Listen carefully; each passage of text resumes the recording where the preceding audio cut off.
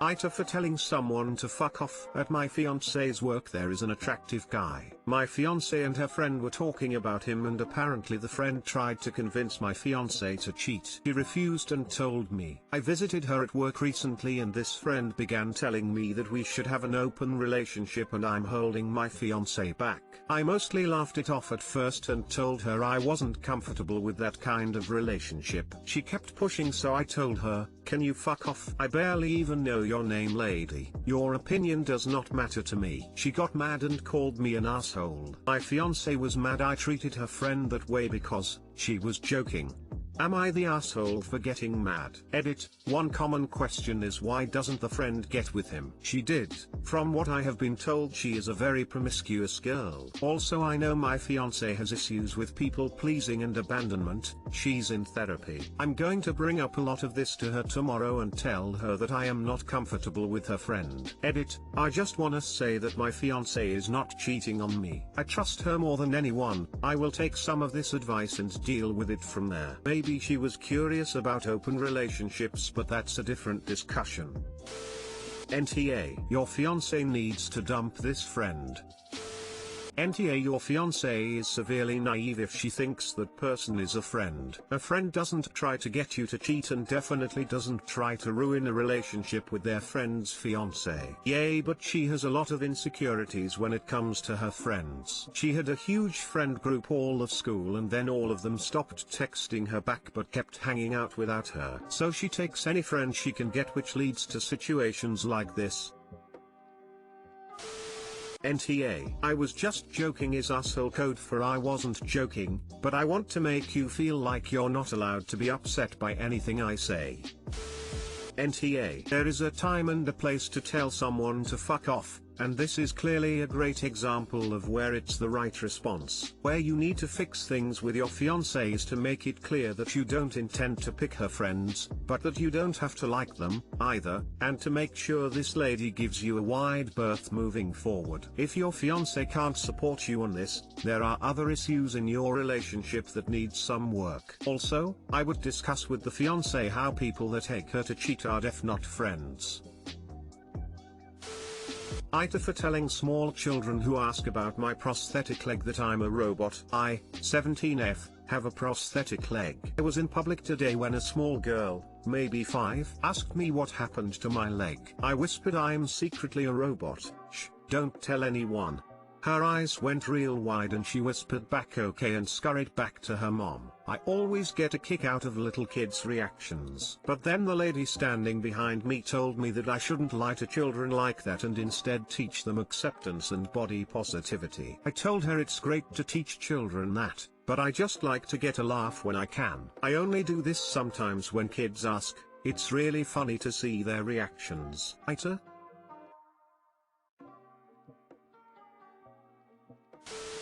NTA. It's not your job to teach kids about prosthetics etc. My cousin has scars all over his legs from multiple surgeries and he always had his nieces and nephews convinced they were from fighting animals in the jungle.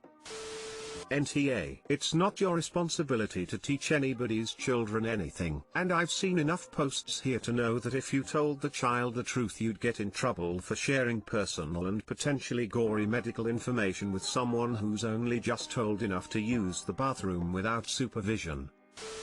NTA. One day that girl is going to know the real story and smile about robot lady. Her mother can teach her about the facts. 100,000,000% agree. You are teaching her body positivity. When she's old enough to understand, she will realize you're still a nice person and that having a prosthetic doesn't have to mean you become bitter.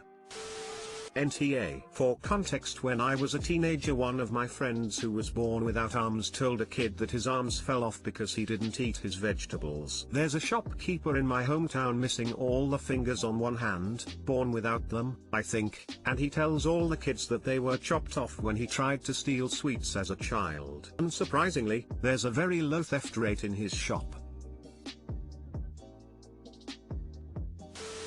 AITA for publicly emasculating my husband. So, let me start off with saying that I, 43F, had a hysterectomy due to cervical cancer when I was 28 years old. We found out when our son was 6 weeks old that I had to have a hysterectomy. My husband, 47, had let it be known to me multiple times that he really wished that we could have another child. This has left me feeling like less of a woman. Now, being that I'm 43 years old, I'm very sensitive to being in my 40s. It's very important to me that I am still desirable to my husband to make up for not being able to give him another child. So, I make sure that I stay in shape and follow strict beauty routines to preserve my youthful look for him. No heavy alcohol, no smoking, lots of sunblock and moisturizer along with other daily skin routines, exercising and eating healthy, etc. So, this was before COVID. Him and I were out with 3 other couples at a charity function cocktail party. We were all having a conversation when one of our friends said something about a 70-year-old guy at the party with a date that looked like she was in her early 20s, which led to an amusing and funny conversation about how some older men chase after the 18 to 20-year-olds. I lightheartedly quipped those older men only go after 18 to 20-year-olds because they think those girls are inexperienced and that said girls don't know any better. We all had a good chuckle. My husband then goes into Mr. Know-it-all mode and says, well, actually,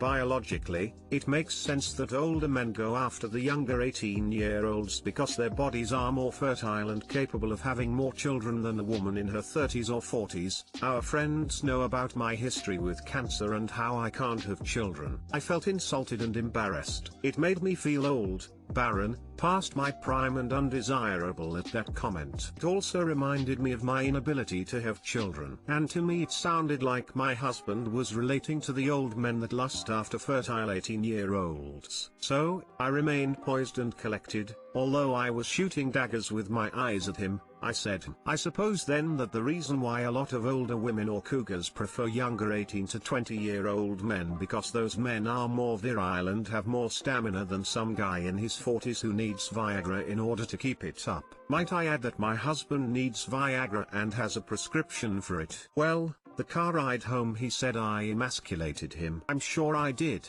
But AITA For it? Edit, I noticed some comments, and I just want to clarify, no one knows he's using Viagra. I did not tell them he's on it. Also, he only mentioned wanting more children in a melancholy way occasionally for about a year after my surgery. Once I told him how him saying it, and how I feel about the whole subject in general, he felt sorry and apologized and stopped telling me it. Since when have middle-aged or older men pursued young women to procreate? They're doing it to get their rocks off, right? I mean, biologically at a certain age, it's harder to get it up to procreate. This scene was much funnier when it was the dinner party episode of The Office. It's like they're playing their own private game of who can make their guests more uncomfortable, and they're both winning. Info: what the hell kind of marriage is this? Do you two even like each other? Edit, no, this is not what long-term marriages look like. Go get therapy. Sounds like a horrific marriage, honestly. Sounds like you both are resentful towards each other.